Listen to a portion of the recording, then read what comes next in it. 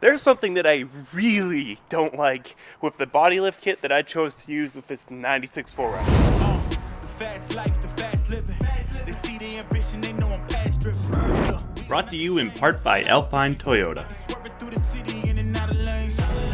And what I'm talking about is this guy. That is an 1.5 inch spacer for my steering. And it's not the spacer itself I don't like. There's no real way around it. The steering shaft needs to be extended to hit the rack. But the fact that it's made of plastic, it's the same polyurethane that's used for the rest of the body mounts. And when it comes to a critical component like steering, I'd rather see it made out of aluminum. And I think I know exactly who I need to visit to get this sorted out. And there he is. You guys know Ethan. Here I am. You guys know Ethan, Grand Hard Plumbing.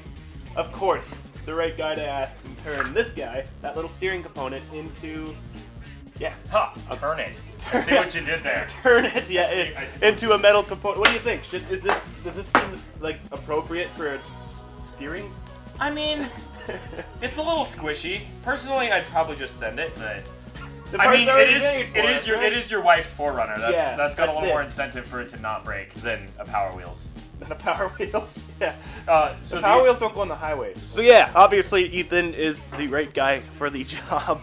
He's got all of the machining tools that we need and the knowledge. Where we have none of that.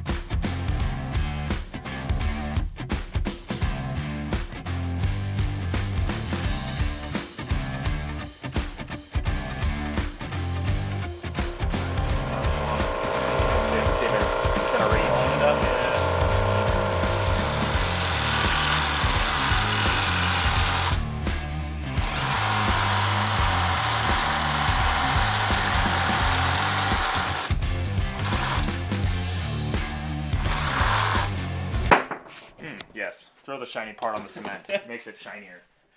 I'd call that parted. Yes, indeed. They are no longer the same part. And there is the progress so far. As you can see, looks like the same thing, just better quality. Yeah. Same, but different. Yeah.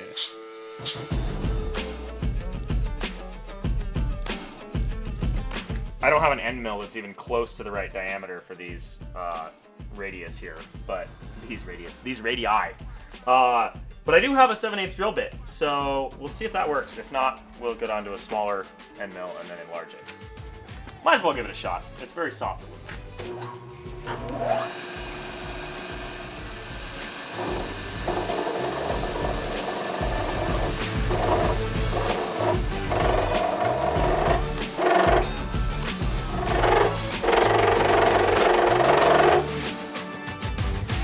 Well, I'd say that drill bit worked like as perfect as it could. Honestly, yeah, that worked rather well. Gonna do the other side. Yeah, just one more side, and then part's essentially done. Yeah, a little bit of deburring, and it'll be mint.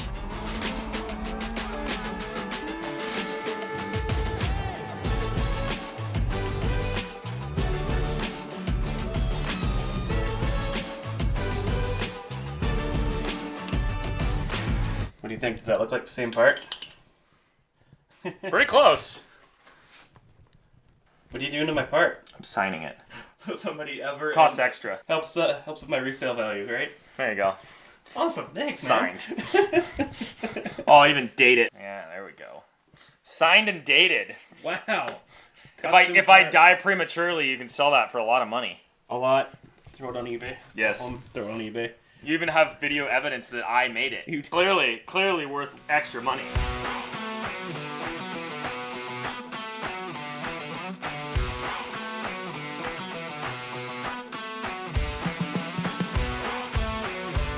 Alright, so now that we're finished up building that custom part for the 4Runner, we're going to take out the Unimog. And yes, this is technically a Unimog. Everything from the body down. Indeed. It's, who knows what year, 1960-something Unimog 404 with tractor tires and a Mazda MPV body on it. Yeah, there we go.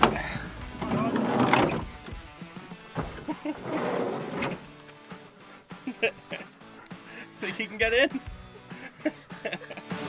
Unfortunately, the Unimog started overheating immediately, so this little trip out didn't last very long. Remember how in last week's video I was saying how one of my goals was to clear up some space in the shop?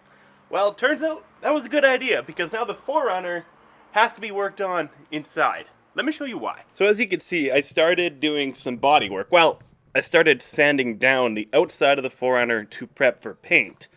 And while I got around the wheel arches, I started to notice some rubbery substance that was painted over here. And as I pulled that away, I discovered that guy right there.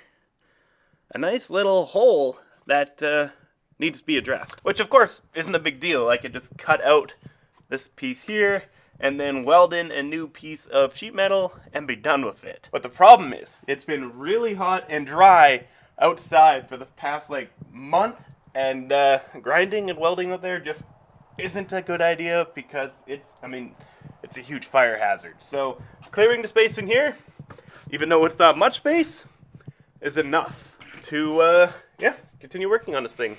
Shop supervisor's already making himself at home. Hey buddy.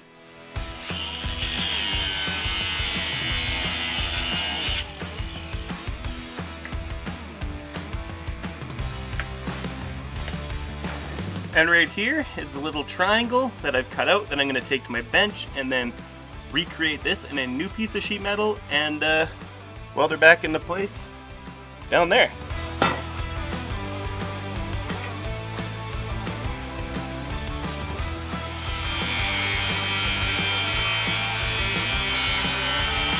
And right here is our new piece. As you can see, lines up perfectly. Let's go weld that in. And just like that, this hole has become this guy. A bit more welding and grinding to do than a skiff of Bondo, and the corner is officially repaired. Well, I patched this bit, but directly underneath it, down here, there's more rot. To be honest, I mean, you guys know from previous videos, the rockers they're rotten, they're gone. I mean, here, this side, it's actually the good side. It's had this bit here, and the front, I mean, it's completely gone. I tried to buy rockers yet again last week, and they told me they're not discontinued.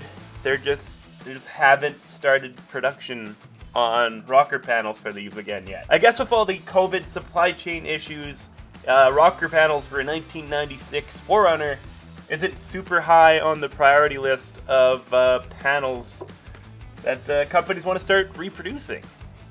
And yeah, they told me to try again in another month. So I might get creative with these rocker panels. I've got an idea that we've kind of done before, and I'll talk to you about that in a future video. But for now, I guess I'm gonna continue ignoring the rocker panels. So if the rocker panel's still delayed, I'm kind of stuck on the whole paint and body portion of the restoration on this 4Runner. And I mean, I don't really have a lot to do with the parts I currently have available. Pretty much everything that I can put in it are in it. But I do have another switch panel from Oxbeam, so might as well throw that in and get it mounted. I do have a very similar panel to this already in my Toyota pickup, so we got another one for this 4Runner.